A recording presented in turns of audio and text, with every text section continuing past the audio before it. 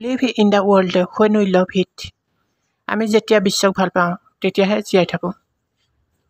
Kaviguru Rabindranath Thakur. Risk in your life. If you win you can lead. আপুনি আপোনাৰ জীৱনৰ দায়িত্ব পালি যাওক। যদি জয়ী হয় তেন্তে নেতৃত্ব দিব পাৰিব। Swami Vivekananda.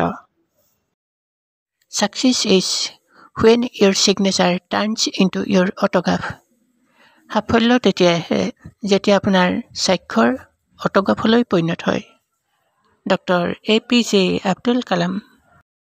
Successful people always have two things on their lips. First, silence. Two, smile. সফল ব্যক্তিসকলৰ মুখত সদায় দুটা কথা দেখা যায়। প্ৰথম, নীৰৱতা। দ্বিতীয়তে, হাঁহি। Swami Vivekananda. You have to dream before your dreams can come true. আপোনাৰ সপোনবোৰ সত্য প্ৰমাণিত হোৱাৰ আগতেই আপুনি সপোন দেখিবলৈ শিকক।